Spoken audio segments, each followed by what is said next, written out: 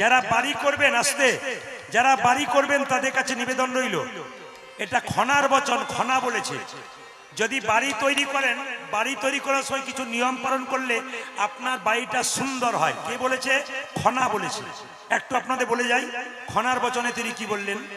বাড়ি তৈরি করতে গেলে আপনার বাড়ি দক্ষিণ দুয়ারি ঘরের রাজা, পূব দুয়ারি তার প্রজা, উত্তর দুয়ারির খাজনা নাই, আর পশ্চিম দুয়ারির মুখে ছাই। ব্যাখ্যাগুলো ভালো করে শুনবেন মায়েরা। যদি কেউ বাড়ি করছেন, দক্ষিণ দিকে দরজা করছেন, ঘরের রাজা, ঝড়ঝঞ্ঝা আসার চান্স নাই। যদি দক্ষিণ দিকে চান্স না পান, পূর্ব দিকে করবেন, ওটা প্রজা, কিছুটা অনেক ভালো। কিন্তু উত্তর দিকে দরজা করলে অর্থ আসে, অর্থ চলে যায়, হাতে থাকে না। উত্তর দুয়ারির খাজনা নাই, আমি বলি নাই, খনা বলছি। এই দিকে তাকাবেন। আর কি? পশ্চিম দুয়ারির মুখে ছাই, পশ্চিম দিকে দরজা করতে নাই। এটা গেল খনার বচন। আপনাদের বলে যাই, মন দিয়ে শুনবেন, যে যেখানে বসে আছেন। বাড়িতে কাঁটাযুক্ত গাছ লাগানো উচিত নয়। দেখবেন অনেক অনেক বহুবীজপত্রী কোনো গাছ সবার বাড়িতে সুট হয় না। যখন দেখবেন আপনি একটা বহুবীজপত্রী গাছ লাগিয়েছেন, সেটা পেয়ারা হতে পারে, ডালিম হতে পারে, বহুবীজপত্রী, তাহলে দেখবেন সেই বাড়িতে অশান্তি লেগে থাকলে ওই গাছ কাটলে জ্যোতিষ বলছে আপনার বাড়ি শান্তি আসতে পারে। একটা একটা করে বোঝাবো। বাড়িতে মায়েরা, বাড়িতে রান্নাঘর করবেন কোন দিকে? না, বাড়িতে রান্নাঘর করতে হয় অগ্নিকোণে। অগ্নিকোণটা কোনটা? না, পূর্ব দিকে। বাথরুম কিন্তু ঈশান কোণে করবেন না। বাথরুম পায়খানা যদি ঈশান কোণে করে, তাহলে জ্যোতিষ মহারাজ বলছেন যে ঈশান কোণে বাথরুম করলে তার বাড়িতে 2 থেকে 5 বছরের মধ্যে একজন আত্মহত্যা করতে যাচ্ছে। প্রশ্ন করবেন আপনারা, যদি কারো বাড়িতে হয়ে গেছে তাহলে কি হবে? আসলে আমার অনেক জ্যোতিষ বন্ধু আছে, অন্তত 8 থেকে 10 জন জ্যোতিষ বন্ধু আছে যার সঙ্গে জ্যোতিষ শাস্ত্র নিয়ে আলোচনা হয়। তারা আমাকে সুন্দর সুন্দর উপস্থাপনা দেয়, এভাবে বললে মানুষের উপকার হতে পারে। তাই আপনাদের সামনে তাদের কথাগুলো বলছি, একটু মন দিয়ে শুনবেন।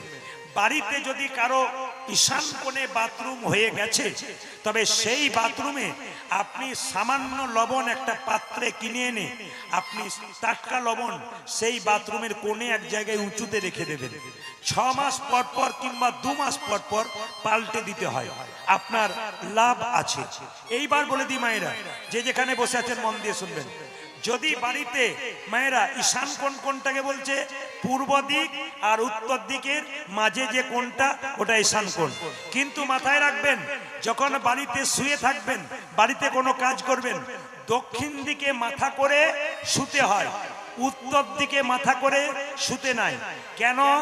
মানুষ মারা গেলে, কি হিন্দু কি মুসলিম, যদি কেউ মারা যায় মৃত্যুর পরে দেখবেন উত্তর দিকে মাথা করা হয়, এটা একটা কারণ। দ্বিতীয় কারণ কি? জ্যোতিষ শাস্ত্র বলছে আমাদের আত্মীয় স্বজন যারা, এই যে ওইদিকে নয় এইদিকে, জ্যোতিষ শাস্ত্র বলছে আমাদের আত্মীয় স্বজন যারা মারা গেছে, বাবা কাকা মামা মাসি যারা মারা গেছে, তারা কিন্তু দক্ষিণ দিকে থাকে।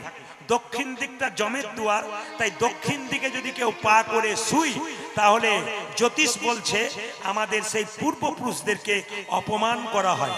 দক্ষিণ দিকে পা করে শুতে নাই, দক্ষিণ দিকে মাথা করে শুতে হয়, মাথা ঠান্ডা থাকে, উপকার হয়, আপনার পূর্বপুরুষের আশীর্বাদ পান। যদি আপনার দক্ষিণ দিকে না হয়, পূর্ব দিকে মাথা করলে সেটাও ভালো। পশ্চিম দিকে মাথা করে শুলে ব্রেন চঞ্চল হয়। তা কে বলছে? না, জ্যোতিষ শাস্ত্র বলছে। আপনাদের কাছে নিবেদন রইল, কথাগুলো মন দিয়ে শুনবেন যে যেখানে বসে আছেন। যদি কোনো বাথরুম ঘর থাকে, তাহলে দক্ষিণ দিকে পেছন করে কেউ বসতে পাবেন না। দক্ষিণ দিকে আপনাদের কাছে নিবেদন রইল, বাড়িতে যে আপনারা আছেন, কিছু আচার বিচার না করলে ভগবান আসে না। যেমন দেখবেন অনেকে বাড়িতে রান্না করছে, রান্নাঘরে চটি পরে রান্না করছে। অনেককে জিজ্ঞেস করে, দিদি চটি পরে রান্না করছেন কেন? তখন উনি বলছেন এটা রান্নাঘরের চটি। রান্নাঘরে চটি হয়? রান্নাঘর তো অন্নপূর্ণার মন্দির, ওখানে চটি পরে প্রবেশ করবেন কেন? ওটা চটি পরে প্রবেশ করার জায়গা নয়। শাস্ত্র বলছে অন্নপূর্ণার মন্দিরে খালি পায়ে করতে হয়। এখন চেয়ার বেঞ্চ হয়েছে বলে আমরা চটি পরে খাবার খাচ্ছি, কিন্তু হিসাব মতো অন্ন প্রসাদ গ্রহণ করতে গেলে চটি পরে নয়, নিচে বসে ভক্তি ভরে খেতে হয়। যাদের কোমরের ব্যথা আছে, অসুস্থতা আছে, তাদের বাদ দিয়ে বাকি সব নিয়ম অনুযায়ী। এখন যত আধুনিক যুগ হচ্ছে সেগুলোর কথা ছেড়ে দিন, ওগুলোকে মানতে হবে, ওগুলোকে আমাদের মেনে নিতে হবে। আপনাদের কাছে নিবেদন রইল, যে যেখানে বসে আছেন কিছু নিয়ম পালন করতে হবে। আজকে রাত্রিতে কষ্ট করে সন্ধ্যাবেলায় সিরিয়াল ছেড়ে এখানে বসলেন কেন? সন্ধ্যাবেলায় কীর্তন শুনলে লাভ কি হবে মা? সন্ধ্যাবেলায় বাড়িতে সন্ধ্যা প্রদীপ দেন আপনারা। আজকে সবাই প্রদীপ দিয়ে বাড়ি থেকে এসেছেন, তো মায়েদের একটু জানতে হবে, এই যে সন্ধ্যা প্রদীপটা আপনারা দিন, ওই প্রদীপের জন্ম কোথা থেকে? প্রদীপটা সন্ধ্যাবেলায় দেবেন কেন? সকালবেলায় দিলে হয় না? কিন্তু প্রদীপ দেবার নিয়ম আপনাদেরকে বলে যাই, জয়নিতাই, প্রদীপ দেওয়ার নিয়ম বলে যাই, ভোর 5টা থেকে সকাল 10টা পর্যন্ত, আর বিকেল 5টা থেকে সন্ধ্যে 7টা পর্যন্ত। মাথায় রাখবেন, প্রদীপ দেওয়ার প্রকৃত নিয়ম হচ্ছে ভোর 5টা থেকে সকাল 10টা, আর বিকেল 5টা থেকে সন্ধ্যে 7টা। এই প্রদীপের জন্ম কোথা থেকে? কামদেব মদন, তার বাবার নাম ছিল ব্রহ্মা। তো ব্রহ্মার অনেকগুলো ছেলে ছিল, তার মধ্যে একটি ছেলের নাম কামদেব মদন। শুনবেন মন দিয়ে আপনারা, সন্ধ্যাবেলায় যে প্রদীপ দিয়ে বাড়ি থেকে এলেন, এই প্রদীপের জন্ম কোথা থেকে এলো, কেন সন্ধ্যাবেলায় প্রদীপ দেবেন, তার তত্ত্বটুকু জেনে নিন।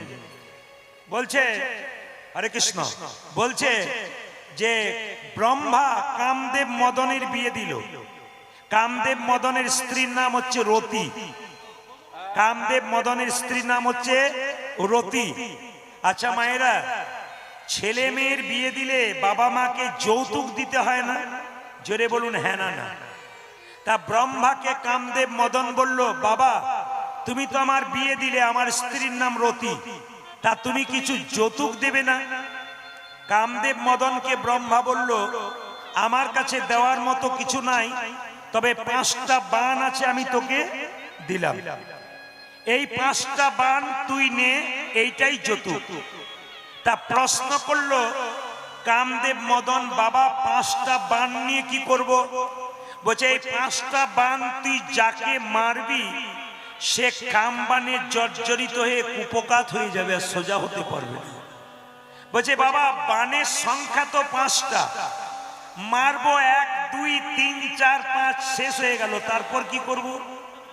কামদেব মদনকে ব্রহ্মা বলল, এ বান তুই যাকে মারবি তার কাছ থেকে আবার ফেরত আসবে, আবার নতুন জনকে তুই মারতে পারবি। তো কামদেব মদন বলল, তাহলে যাকে মারবো সে কামবানে জর্জরিত হয়ে যাবে? বলছে হ্যাঁ। বলছে তাহলে এক কাজ করো, কাছে তো কেউ নাই, টেস্ট করে দেখবো, পরীক্ষা করে দেখবো, তুমি আছো, তোমাকে মেরেই দেখি। হরে কৃষ্ণ। বলছে তুমি আছো, তোমাকে মেরেই দেখি। বাবা ব্রহ্মা বলল, কামদেব আমার দেওয়া বান তুই আমাকে মারিস না। বলে না, আমি তোমাকেই মারবো। কামদেব মদন শুনলো না। ব্রহ্মার পাশে বাঁ দিকে দাঁড়িয়ে ছিল তার মেয়ে সন্ধ্যা, দেখতে একবারে সোনার মতো গায়ের রং, অপরূপ রূপবতী সন্ধ্যা ব্রহ্মার পাশে দাঁড়িয়ে আছে। যেই না কামদেব মদন ব্রহ্মাকে বান মেরেছে, অমনি ব্রহ্মা সন্ধ্যার দিকে তাকিয়ে দিয়েছে কাম নয়নে। সন্ধ্যা চিৎকার করে বলছে, পিতা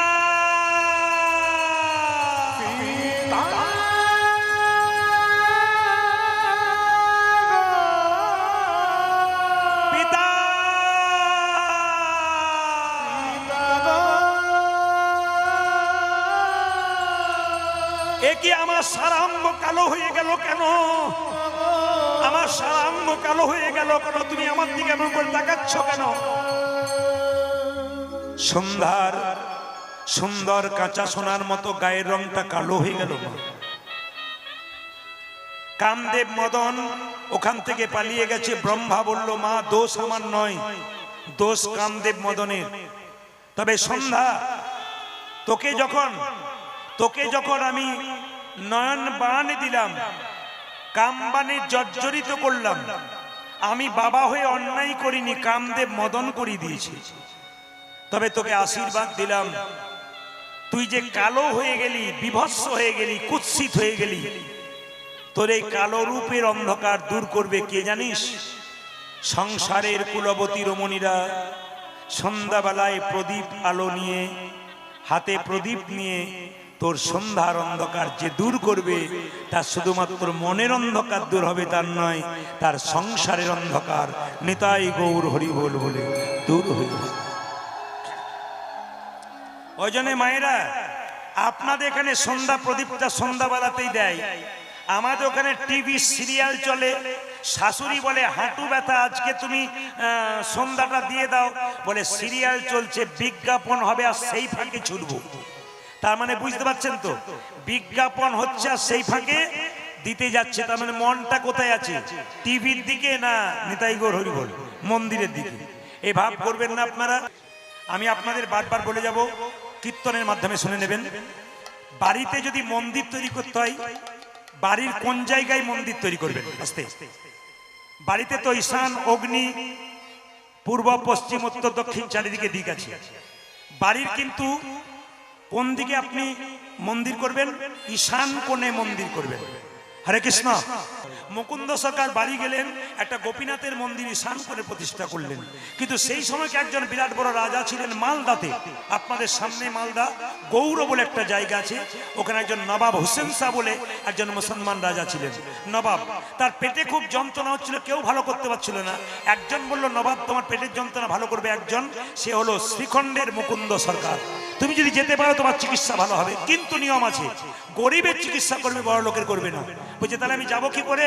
বলছে তুমি যদি ফকির সেজে যেতে পারো তোমার চিকিৎসা হতে পারে। স্বয়ং মায়েরা, এত বড় বাংলার নবাব হোসেন শাহ ফকির সেজে চললো কোথায়? মুকুন্দ সরকারের বাড়ি শ্রীখণ্ড গ্রামে। যেই না ঢুকেছে শ্রীখণ্ডে, জিজ্ঞেস করছে, আরে ও ভাই, বলে মুকুন্দ সরকারের বাড়ি কোথায়? বলছে ওই যে মন্দিরটা দেখতে পাচ্ছ, ওটাকে লক্ষ্য করে চলে যাও, ওটা মুকুন্দ সরকারের বাড়ি। একজন বলল, না গো, দেখবে অনেক লোক লাইন দিয়ে দাঁড়িয়ে আছে চিকিৎসা করার জন্য, ওটা মুকুন্দ সরকারের বাড়ি। আরেকজন বলল, না গো, ওখানে গেলেই দেখবে খোল করতালে শব্দ পাচ্ছ, ওটা মুকুন্দ সরকারের বাড়ি। মানে মুকুন্দ সরকার চিকিৎসা করবার আগে সকালবেলায় স্নান করে গোপীনাথের পায়ে তুলসী পত্র দেয়, তারপর চিকিৎসা করে। ভক্তমণ্ডলী, ভক্তিমতী মায়েরা যারা কীর্তন শুনতে এসছেন, কথাটা মিলিয়ে দেখবেন। অ্যাপেলো চেন্নাই চিকিৎসা করাতে যাবেন, দেখবেন বড় বড় ডাক্তারবাবুর টেবিলগুলোর দিকে তাকাবেন, প্রদীপ বাবুর কথাটা মিলছে কিনা দেখবেন। যে ধর্মের ডাক্তার, সেই ধর্মের তিনি কিন্তু, ধরুন যীশু খ্রিস্টের যিনি ভক্ত, তিনি যীশু খ্রিস্টের মূর্তি রেখেছেন, যিনি ভগবানের ভক্ত তিনি গোপাল রেখেছেন। প্রত্যেকটি ডাক্তার, মুসলিম যারা আছেন তারা সেরকম রেখেছেন। প্রতিটি জাতির ডাক্তার নিজের ধর্মকে সম্মান দিয়ে চলছেন। লজ্জার ব্যাপার, এমন কিছু ডাক্তার আছে নিজেকে ভগবান বলে মনে করে। লন্ডন ফেরত, আমেরিকা ফেরত ডাক্তারগুলো টেবিলের ওপরে ভগবানের ছবি রেখে চিকিৎসা করছে।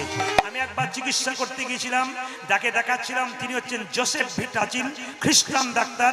তিনি বললেন, আমি বললাম এটা কি? বলছে উনি ছাড়া তো কোনো পথ নাই, উনি করাচ্ছেন তাই আমি করছি। এত বড় ডাক্তার যদি ভগবানকে বিশ্বাস করতে পারে, আর আমাদের সমাজে একটু MA পাস করে দিলে দেখবেন কি বলে, বাবারে আমার মতো আর কেউ নাই আর কি। এইটাই সবচেয়ে লজ্জার ব্যাপার। মুকুন্দ সরকার গোপীনাথের ভজন করছে, আর নবাব হোসেন শাহ ফকির সেজে বলছে, বাবা আমাকে একটু জায়গা করে দাও তো। যেই না জায়গা করে দিয়েছে সবাই, মুকুন্দ সরকার গান গাইছে। কি গাইছে? ওগো গোপীনাথ, আমি তোমাকে সোনার মন্দির তৈরি করতে পারবো না, তবে মন মন্দিরে তোমাকে আমি রাখবো। মুকুন্দ সরকার গাইছে আর নবাব দেখছে। আমার মন, ওই আমার আমার মন মন্দিরে মদন মোহন দাঁড়াবে গো আসি ডাকি যা।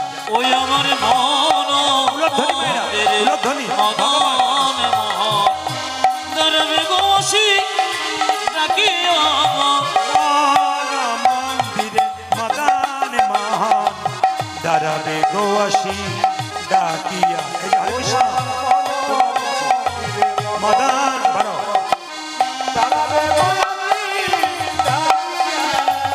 মন মন্দিরে মদন মোহন দাঁড়াবে গো আসি ডাকিয়া। ওই আমার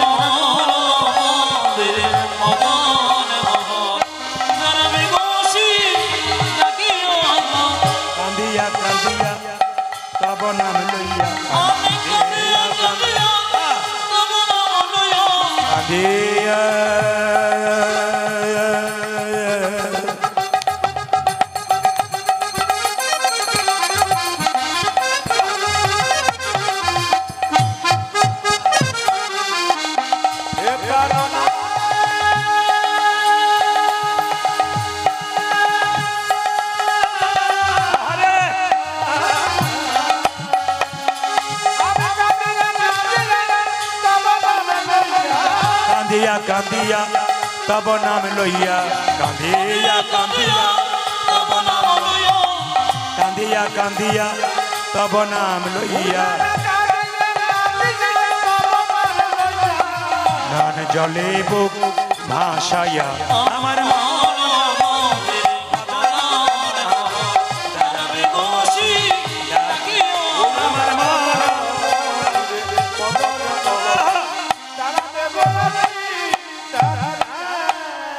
মায়েরা তাকান আমার দিকে। নবাব হোসেন সাহেব ফকির সেজে এসছে, মুকুন্দ সরকার চিকিৎসা এই যে এই যে এই যে এ তোমাদের আপনাকে বলছি চশমা পরে চশমা পরে এদিকে আসুন, এদিকে আসুন, চশমা পরে এদিকে ওই আসুন। যে চশমা পরে আপনাকে আপনাকে বলছি, আপনাকে আপনাকে আসুন আসুন এদিকে আসুন। না না আমি বলি নাই, মুকুন্দ সরকার বলছে নবাব।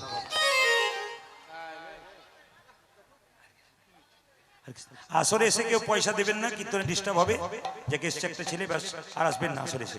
হরে কৃষ্ণ বেশ, হরে কৃষ্ণ হরে কৃষ্ণ। অনেক দূর থেকে এসছে, হরে কৃষ্ণ। মায়েরা সবাই লক্ষ্য করুন,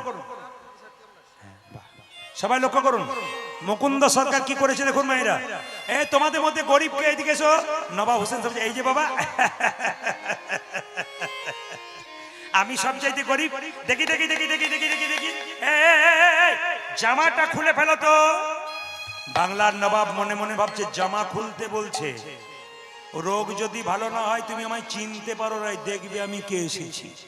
আরে ভাবছো কি জামা খোলো। যেই না ভয়ে নবাব হোসেন সাহেব ফকির সেজে জামাটা খুলে দিয়েছে, এবার মাটির বারান্দাতে গড়াগড়ি দাও। সঙ্গে সঙ্গে নবাব মনে মনে ভাবছে কালের কাল বর্ষাকাল হরিণে চাটে বাঘের গাল। নেহাত আমি বেকায়দায় পড়েছি, সোনার পালঙ্ক ছাড়া শুই না। আমাকে তুমি শুতে বলছো ধুলোতে, আমি শুয়ে দেবো, কিন্তু পেটের ব্যথা ভালো না হলে দেখবে আমি কে এসেছি। মুকুন্দ সরকারের কথায় নবাব যেই না মাটিতে গড়াগড়ি দিয়েছে, অমনি চমকে উঠে বললো কবিরাজ কি তুমি মাটিতে ওষুধ দিয়ে রেখেছো নাকি? আমি যেই না গড়াগড়ি দিলাম আমার অর্ধেকটা পেটের রোগ ভালো হয়ে গেল। মুকুন্দ বলল সবাইকে দিতে দিতে এক আধটু পড়ে গেছে, তোমার হয়তো কাজে লেগে গেছে। দেখি দেখি হ্যাঁ করো, আসল ওষুধটা দিয়ে দেবো। যেই না হ্যাঁ করেছে, আসল ওষুধটা দিয়েছে, আর মুকুন্দ সরকারের ওষুধের নবাবের রোগ ভালো হয়ে গেছে। সঙ্গে সঙ্গে বলে উঠেছে মুকুন্দ। মুকুন্দ বলল নবাব তুমি আমায় নাম ধরে রাখলে? হ্যাঁ, আমি সারা বাংলার নবাব হোসেন শাহ। তুমি সারা বাংলার নবাব হোসেন শাহ? কি জন্য এসেছিলে? তোমায় পরীক্ষা করতে এসেছিলাম, তুমি কত বড় কবিরাজ। তোমাকে যেতে হবে গৌর মালদাতে। রাত্রিবেলায় মুকুন্দ সরকার মহাপ্রভুর মন্দিরে আছাড় খেয়ে বলল প্রভু বলে দা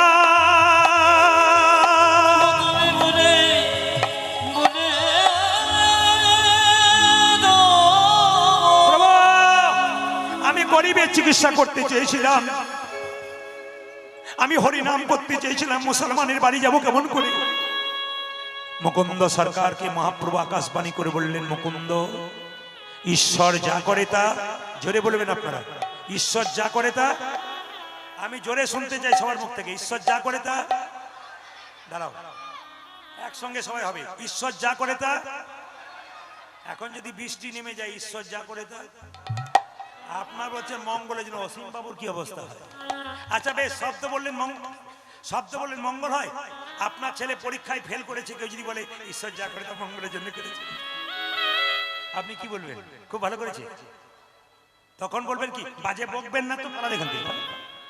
ঈশ্বর যা করে তা মঙ্গলের জন্য করে। প্রমাণ দেখুন, একজন রাজা একজন মন্ত্রী প্রতিদিন রাস্তা দিয়ে যায়, মন্ত্রী খালি একই কথা বলে, রাজা মশাই ঈশ্বর যা করে তা মঙ্গল, খালি একই কথা, ঈশ্বর যা করে মঙ্গলের জন্য করে। রাজা যাচ্ছে জঙ্গলে, মন্ত্রী পেছন পেছন যাচ্ছে। হঠাৎ যেতে যেতে রাজা রাস্তার মধ্যে জোরে একটা পাথর হোঁচট খেয়েছে, পাটা ফেটে গেছে, আর মন্ত্রী বলছে ঈশ্বর যা করে। রাজা বলছে কে আছিস, বেটাকে বন্দি কর। আমার পায়ে রক্ত ফুটলো, আর বেটা বলছে ঈশ্বর যা করে মঙ্গলের জন্য করে, কে আছে বন্দি কর। মন্ত্রীকে বন্দি করা হলো। রাজা একাই বনে গেল, গভীর বনে ঢুকে গেল। মা কোথাও কেউ নাই, জঙ্গল একটা কালী মন্দির, প্রত্যেক দিন একটা করে মানুষ বলি দেওয়া হয়। আজকে কাউকে পাই নাই, পাবি তো পা, রাজাকেই পেয়েছি। সবাই তাকান, রাজাকে খুঁটোতে বলে জয় মা। যেই না বলি দিতে যাচ্ছে, অমনি একজন বললো দাঁড়া দাঁড়া দাঁড়া দাঁড়া, মায়েরা ছাগল বলি দিতে গিয়ে ছাগলের পায়ে খুঁত হয়ে গেলে আর বলি দেওয়া যায়? জোরে বলুন হ্যাঁ না না। রাজার পায়ে রক্ত বেরিয়ে গেছে, বলছে এবার দু থাপড়, চিনতে পারে না রাজা বটে, দু থাপড় দিয়ে বের করেছে। রাজা তখন রাস্তায় যেতে যেতে বলছে, মন্ত্রী তুমি ঠিকই বলেছো, ঈশ্বর যা করে তা মঙ্গলের জন্য করে, ভাগ্যে বেঁচে গেলাম। মন্ত্রীর কাছে গেছে, মন্ত্রী বলছে রাজা মশাই শুধু তোমার মঙ্গল করেছে তা নয় আমারও করেছে। বলে কেন? আজকে না হয় তুমি একাই গিয়েছিলে, তুমি হোঁচট খেয়েছিলে বলে বেঁচে গিয়েছিলে, আমি যদি যেতাম তাহলে নিতাই গৌর হরিবল হয়ে যেতাম। ঈশ্বর যা করে তা, কীর্তনে যে কি মজা আছে, না বুঝলে বুঝবেন না আপনারা। মায়েরা, মুকুন্দ সরকার গেল কোথায়? নবাবের বাড়ি। কোথায়? মালদার গৌড়ে। সবাই মাথায় কাপড় নিন। মুকুন্দ সরকার বলল, আমাকে একটা গোপীনাথের মন্দির তৈরি করে দাও নবাব, আমি জীবের দ্বারে হরিনাম দেবো, আর আমি যেন গরিবের চিকিৎসা করতে পারি। মায়েরা, মুসলমান মানে কি? মুসলমানের সৎ ইমান মানে ইমান, যার মধ্যে সৎ ইমান আছে তিনি হচ্ছেন মুসলমান। নবাব হোসেন শাহ হচ্ছে সৎ ইমানদার মানুষ। তিনি কি করলেন? একটা গোপীনাথের মন্দির তৈরি করে দিলেন। মুকুন্দ সরকার গোপীনাথের মন্দিরে গোপীনাথের গুণগান গাইছে। আপনারা সবাই করজোরে বসুন। বাবা মায়েরা যারা আছেন, বাবারা মাথায় একটু তোয়ালে রুমাল বা আপনাদের মাপড়ার আছে, করজোরে বসবেন। মুকুন্দ সরকার মহাপ্রভু ভগবান শ্রীকৃষ্ণের রূপের কথা গাইছে গোপীনাথে। সবাই মিলে একসঙ্গে, আমার কানু সে বিনোদ রায় গো, আমার কানু সে বিনোদ রায়। উলধ্বনি কানু সে বিনোদ রায় গো, কানু সে বিনোদ রায়। আমার কানু সে বিনোদ রায় গো, আমার কানু সে বিনোদ রায়। উলধ্বনি আমার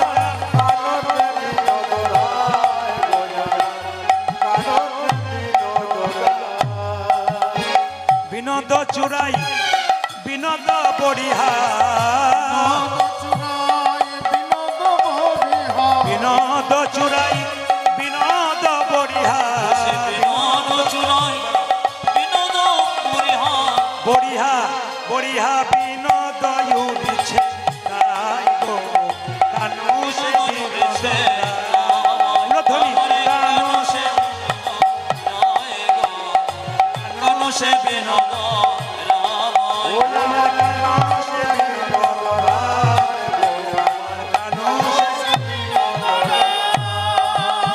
বিনোদ ললাটে বিনোদ তিলক, বিনোদ বিনোদ সাজে, আমার বিনোদ ললাটে বিনোদ তিলক, বিনোদ বিনোদ সাজে, বিনোদয় ধরে বিনোদ মুরলী, বিনোদয় ধরে বিনোদ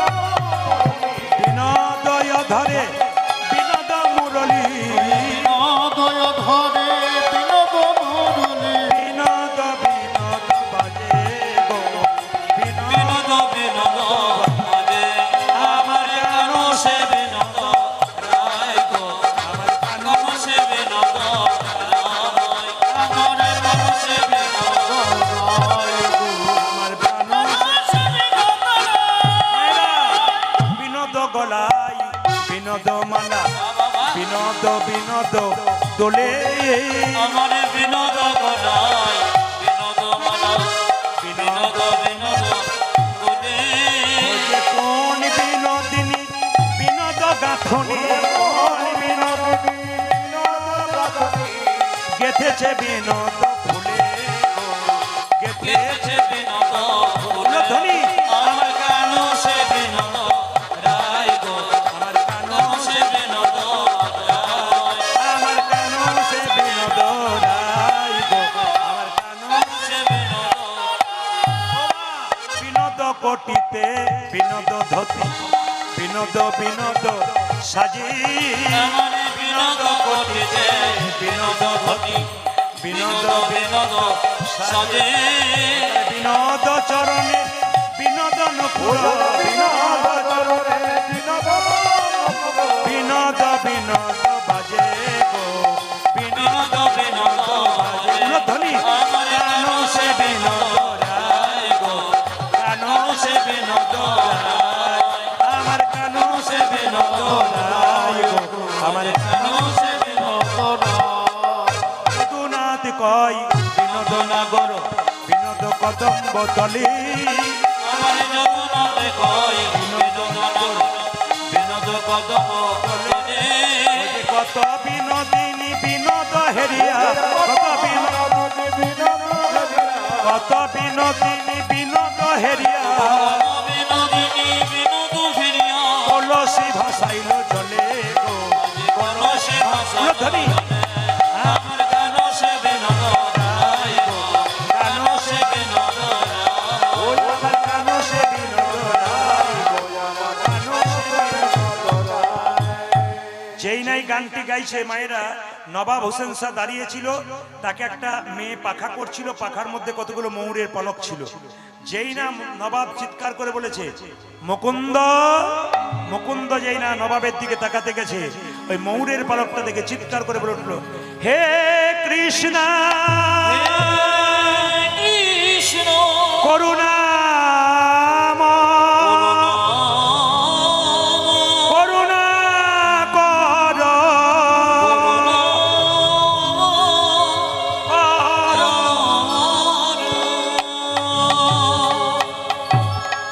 এই ভাই, এই ভাই কে আছিস, একটু জল নিয়ে আয় তো। একটু জল এনে মুকুন্দের মাথায় দিয়েছে, মুকুন্দ অজ্ঞান হয়ে গেছিল, জ্ঞান ফিরে গেছে। নবাব জিজ্ঞেস করলো, মুকুন্দ তুমি যখন কৃষ্ণ নাম করছিলে, তোমাকে পেছন ডাকলাম, তুমি অজ্ঞান হয়ে গেলে কেন?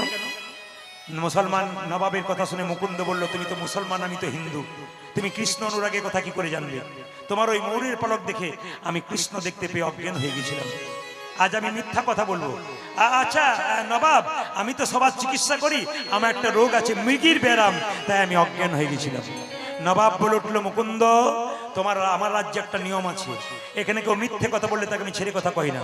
তোমার যদি মৃগী রোগ থাকবে, তুমি যখন অজ্ঞান হয়ে গেছিলে কৃষ্ণ বলে কাঁদছিলে কেন? তোমার যদি মৃগী রোগ থাকবে, তুমি যখন অজ্ঞান হয়ে গেছিলে কৃষ্ণ বলে কাঁদতে কাঁদতে তোমার চোখ থেকে জল পড়ছিল কেন? মুকুন্দ সরকার বলল, নবাব আমার অপরাধ হয়ে গেছে। নবাব বলল, অপরাধ তোমার হয়নি, আমার হয়েছে। তোমার মতো কৃষ্ণ ভক্তকে আমার কেনা গোলাম মনে করে আমি ভুল করেছি। ওগো মুকুন্দ, তুমি শ্রীখণ্ডে ফিরে যাও, গোটা শ্রীখণ্ডটা আমি তোমার নামে লিখে দিলাম, যাতে তোমার কোনো অভাব থাকে না। গোপীনাথের মন্দির তৈরি করো, জীবের দ্বারে হরিনাম দাও, আর গরিবের চিকিৎসা করো। তবে নবাবের যদি কোনোদিন হতভাগ্য নবাবের কিছু হয়, তুমি যেন দেখে যেও। মুকুন্দ সরকার নবাবকে সালাম জানিয়ে চলল কোথায়? আবার শ্রীখণ্ডে। যেতে যেতে গাইছে, আমি কোথায় গেলে পাবো গো দেখা আমার ঘন শ্যাম, আমার ঘন শ্যাম। মূলধ্বনি কোথায় গেলে পাবো গো দেখো ওই ঘন শ্যাম, আমার ঘন শ্যাম। আমি কোথায় গেলে পাবো গো দেখা আমার ঘন শ্যাম, আমার ঘন শ্যাম। মূলধ্বনি কোথায় গেলে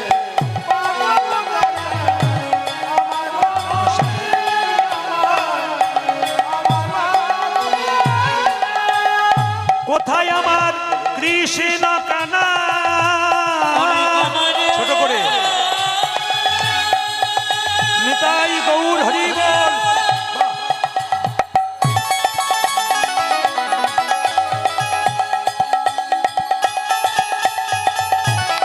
সবাই মিলে একেবারে দেখাবো যে আহারে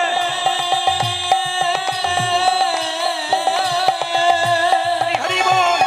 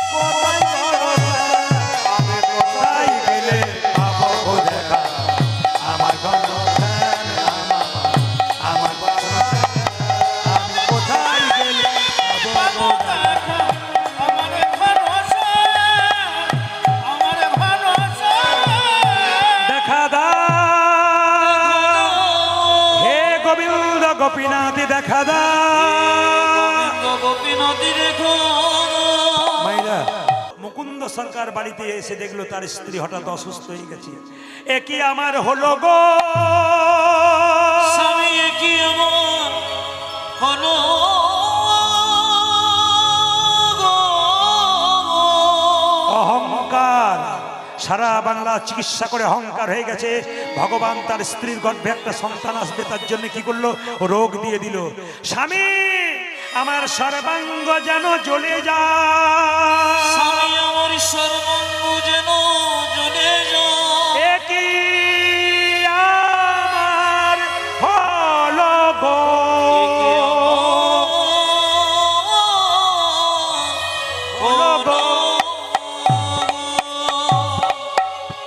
দেখি দেখি তোমার কি হয়েছে।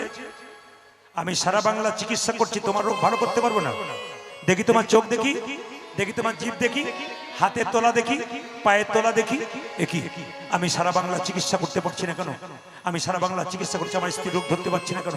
রাত্রিবেলায় মহাপ্রভু মন্দিরে আছাড় খেয়ে পড়লো। মহাপ্রভু বলল, মুকুন্দ আমি যা ভেবেছিলাম তাই হয়েছে। সারা বাংলা চিকিৎসা করতে করতে তোমার ভেতরে অহংকার হয়ে গেছে। মুকুন্দ সরকার কেঁদে কেঁদে বলল, প্রভু আমি ক্ষুদ্র জীব, কখন আমার অহংকার হয় আমি জানি না। যদি সত্যি অহংকার হয়েছে আমার পতন ঘটিয়ে দাও। মায়েরা মুকুন্দ সরকারকে মহাপ্রভু চিবানো পান দিল। ওই পানটা নিয়ে গিয়ে বলল, তোমার স্ত্রীকে দিয়ে দাও, দেখবে তোমার স্ত্রীর রোগ ভালো হয়ে যাবে।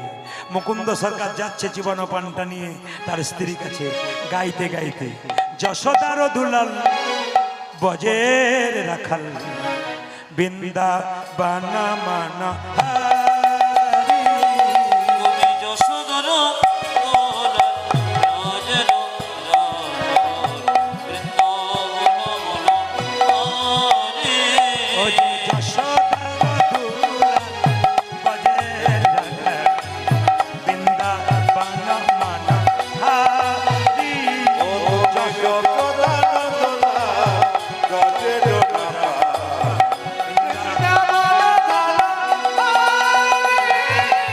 গোপী জানা বল্লভ রাধিকা রামা, গোপী জানা গোপী জানা বল্লভ রাধিকা রামা।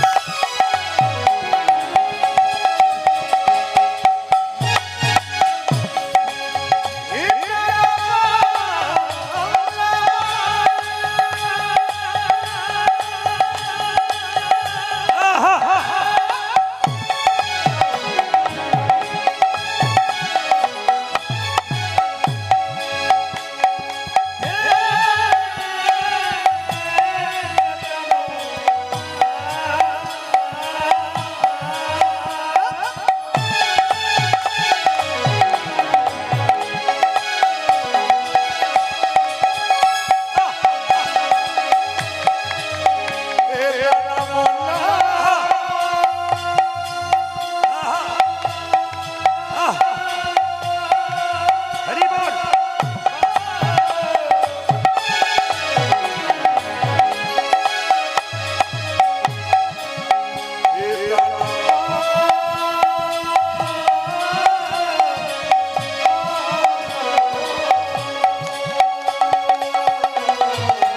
গোপী জানা গোপী জানা বল্লভ রাধিকা রামা, গোপী জানা বল্লভ রাধিকা চিত্ত বিত্ত মনোহরি বৃন্দাবন মনোহারি।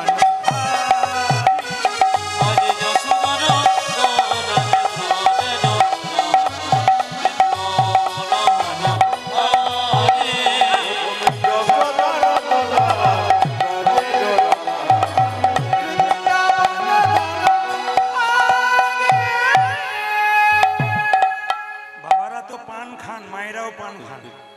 আচ্ছা যারা পান খান তাদেরকে বলি, যারা পান খান তাদের কিন্তু অমৃত খাওয়া হয়। পানের জন্ম কোথা থেকে জানেন?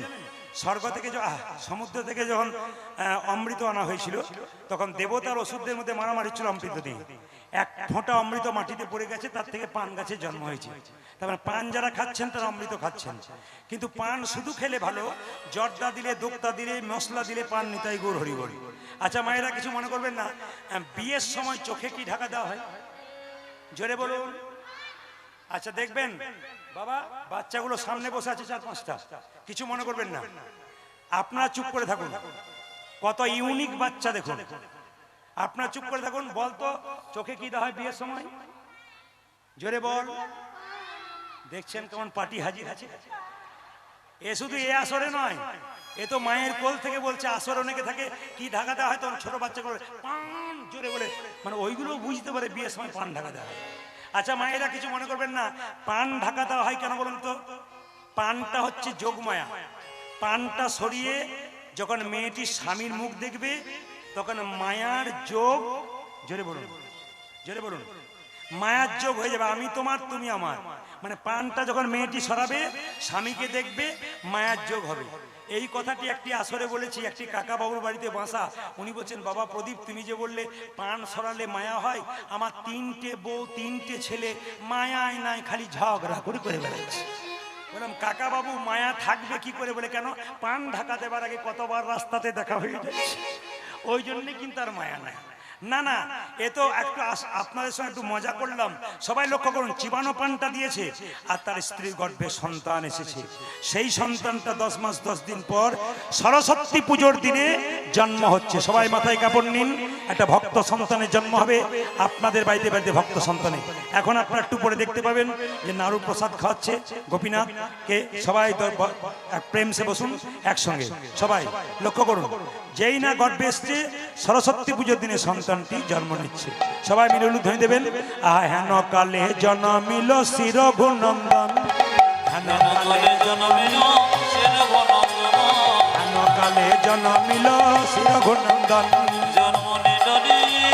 সবাই প্রেম সে বসে ভক্তি ভরে, সবাই ভক্তি ভরে মাথায় কাপড় নিয়ে উলুধ্বনি।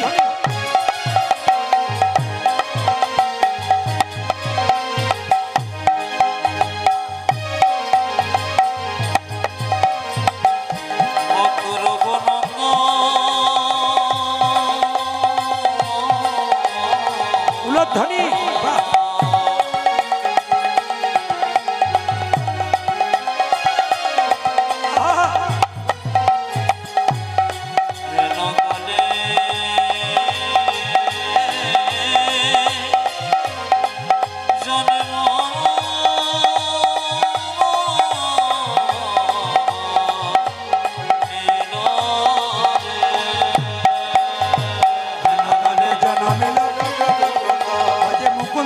সেবিতা আনন্দিত মন, মুকুন্দ দাসের দহর আনন্দিত মন, ওই যে মুকুন্দ দাসেবিতা আনন্দিত মন।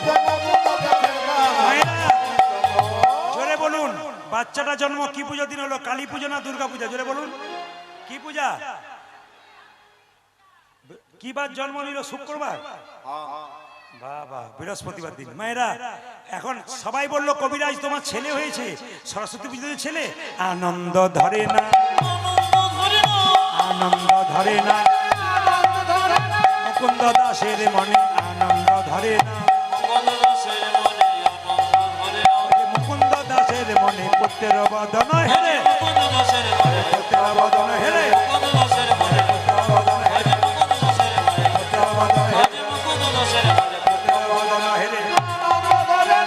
মুকুন্দ দাসের আজি আনন্দিত মন। এবার ঠান্ডা মাথায় শুনবেন, উত্তর দেবেন। বাচ্চা জন্ম নিলে মুখে কি দিন? নিম পাতা না তেঁতুল পাতা? মধু দিন। আচ্ছা মায়েরা, আপনাদের বিশ্বাস আছে যে মধু দিলে নাকি বাচ্চা মিষ্টি মিষ্টি কথা বলবে? হাত তুলে বলুন তো, কার বাচ্চা মিষ্টি মিষ্টি কথা বলে? মধু দেওয়ার নিয়ম বলে দিই। বলছে মধু বাচ্চা অবস্থায় দেওয়া হয় কেন? জন্ম নিয়ে বাচ্চা মায়ের দুধ পান করতে পারে না, কান্নাকাটি করে, ওই জন্য মধু দিয়ে বাচ্চার কান্না বন্ধ করা হয়। মধু মধু কথা বলার জন্য নয়। তাহলে কোন সময় মধু দিলে আপনার বাচ্চা মিষ্টি মিষ্টি কথা বলবে? বলবো না, বাদ দিয়ে দেবো। আর একবার বায়না করবেন, তারপর বলে দিয়ে না না, আমি তো না বলে যাবই না। 21 দিন পর অসহ্য গৃহ থেকে 1 মাস পর আসেন না, ওই সময় যদি স্নান করিয়ে কেউ ভগবানের মন্দিরে বাচ্চাকে মধু দেয়, তাহলে নাকি বাচ্চা মিষ্টি মিষ্টি কথা বলে। কোন সময়? 21 দিন কিংবা 30 দিন পর বাচ্চার মুখে যখন মধু দেবেন, বাচ্চা তখন মিষ্টি মিষ্টি কথা বলবে। আর একটা সময় দিলে ভালো হয়, অন্নপ্রাশনের সময়। অন্নপ্রাশন কেন করে মা? বাচ্চা যখন পেটে থাকে, মা ময়লা যে খাবারগুলো খায়, সেই ময়লা খাবারগুলো বাচ্চা খায়, তাদের মুখে দোষ হয়। সেই দোষ কাটানোর জন্য, শুদ্ধ করার জন্য পরমান্ন ভগবানের প্রসাদ দিয়ে তার মুখটাকে শুদ্ধ করে অন্নপ্রাশন করা হয়। এখন লক্ষ্য করুন, ছোট্ট ছেলে জন্ম দিয়েছে, এখন মধু তো নেই, তাহলে কি করবে? 2 কানে শোনাইল মধুর হরিনাম, 2 কানে শোনাইল মধুর হরিনাম, 2 কানে শোনাইল মধুর হরিনাম, হরিনামে শোনালো, হরিনামে শোনালো, হরিনামে শোনালো, সংসারের কথা শোনার আগে, সংসারের কথা শোনার আগে হরিনামে শোনালো, সংসারের কথা শোনার আগে নামময় দেওয়া হলো, সংসারের কথা শোনার আগে, নামময় দেওয়া হলো, সংসারের কথা শোনার আগে, সংসারের কথা শোনার আগে, সংসারের কথা শোনার আগে, আজ 2 কানে শোনাইল মধুর হরিনাম। 2 কানে শোনাইল। মায়েরা, সরস্বতী পুজোর দিনে বাচ্চা হলে আমরা কি বলি? হে মা, ডাক্তার হোক, ইঞ্জিনিয়ার হোক, মাস্টার হোক, কিন্তু তিনি কি বললেন? আশীর্বাদে করো মা। আশীর্বাদে করো মা, যেমন বাবা সেরকম চাওয়া, আশীর্বাদে করো মা, আশীর্বাদে করো মা। কি যেন ভাগবতে পড়তে পারে, আশীর্বাদে করো মা, যেন ভাগবতে পড়তে পারে, আশীর্বাদে করো মা, ভাগবতে পড়তে পারে, আশীর্বাদে করো মা, যেন ভাগবতে পড়তে পারে, আশীর্বাদে করো মা, সংকীর্তন গাইতে পারে, আশীর্বাদে করো মা,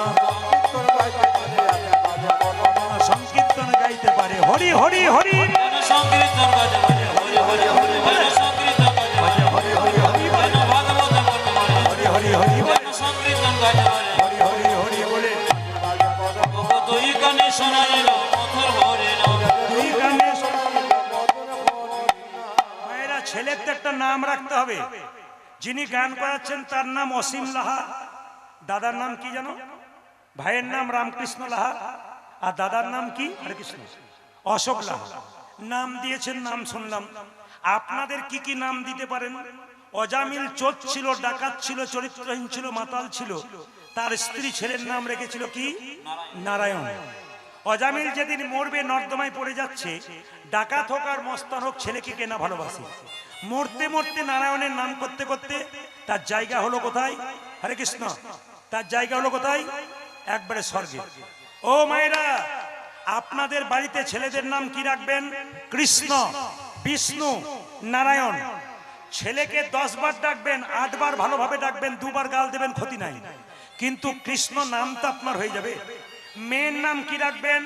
বিষ্ণুপ্রিয়া, লক্ষ্মীপ্রিয়া। আমার 2টি কন্যা আছে, আমার বাবা ভাগ্যে এই নামটা রেখে গিয়েছিল, নইলে গন্ডগোল হতো। আমার মেয়ের নাম রেখেছে বাবা ভাগ্যলক্ষ্মী, আর ছোটর নাম শুভলক্ষ্মী। আমি যাক বেঁচে গেছি। এখন অনেকে দেখবেন মেয়ের নাম কি রাখে? বিউটি। আচ্ছা, ছোটবেলায় বিউটি ভালো, যখন 60 বছর বয়স হয়ে যাবে, দাঁত ভেঙে যাবে, তখন যদি বলি বিউটি, আর বিউটি থাকবে? আপনারা সবাই তাকান, ছেলের নাম কি রাখবেন? এখন তো সব সিরিয়াল দেখে নাম রাখছে। একটা প্রমাণ দিয়ে দিই।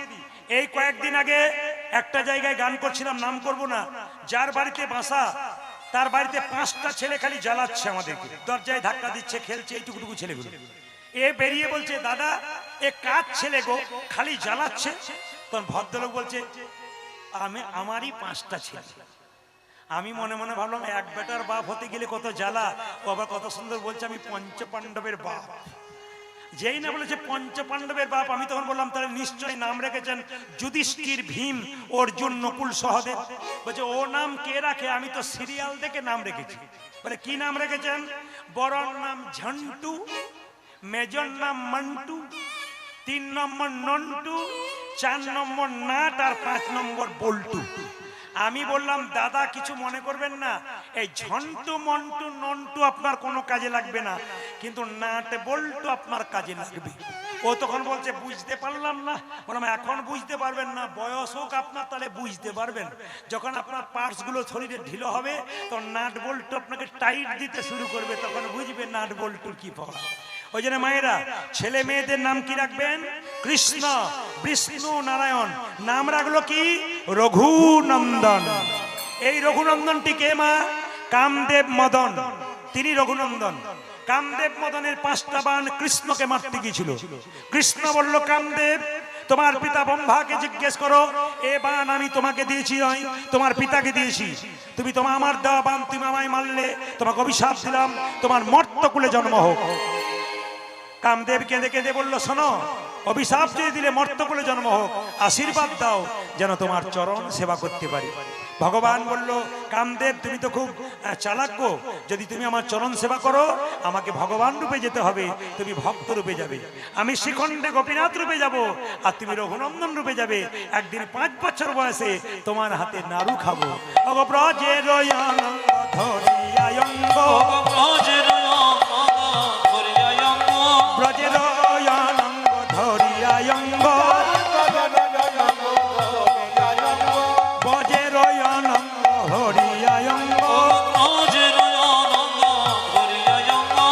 হরিতে আওল হরিরয়ঙ্গ, গৌরে আওল গৌর সঙ্গ, ভকতি ভূষণ ভকতবে, ভকতি ভূষণ ভকতবে, লীলাই মহিলা আপনবে, লীলাই মহিলা আপনবে, সাতুল চরণ সোনার পায়, সোনারন পুর রাতুল পাই, শেখর শরণ লইন তাই, শেখর শরণ লইন তাই, শরণে নীলা, শরণে নীলা, রঘুনন্দনে শ্রীচরণে শরণে নীলা, রঘুনন্দনে শ্রীচরণে হরি হরি হরি বলে, হরি হরি হরি বলে,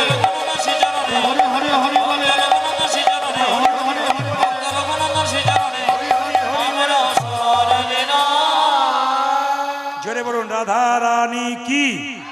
বাহ, আপনাদের পরিবেশ ভালো। এখন আপনারা দর্শন করুন।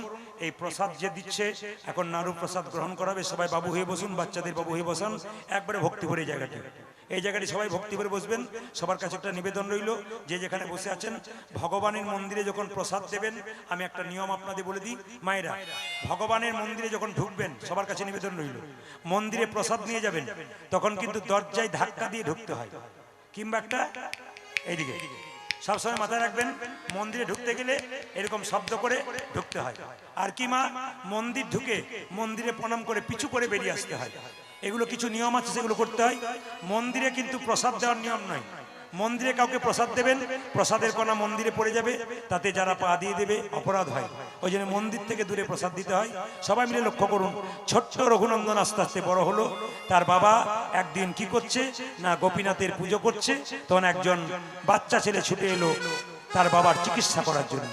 সবাই মিলে দর্শন করুন একসঙ্গে, একসঙ্গে সবাই। মামা অন্তরা মন্দিরে, সবাই দর্শন করবেন, বাবু হয়ে বসবেন, মাথায় কাপড়টা নেবেন। ছোট্ট রঘুনন্দন গোপীনাথকে নাড়ু খাওয়াবে, তার বাবা পুজো করছে, রঘুনন্দন দেখছে একসঙ্গে। মামা অন্তরা মন্দিরে, জাগো জাগো জাগো, মদন কৃষ্ণ গোপাল গোপাল, মদন কৃষ্ণ গোপাল, পুরো ধরি অন্তরা মন্দিরে,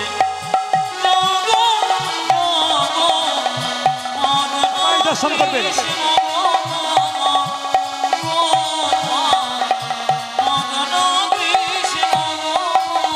বাহ, আপনাদের আমাদের পরিবেশ খুব সুন্দর, সবাই মিলে একসঙ্গে উলুধ্বনি। অন্তর মন্দিরে জাগো জাগো মদন কৃষ্ণ গোপাল গোপাল মদন কৃষ্ণ গোপাল। অন্তর মন্দিরে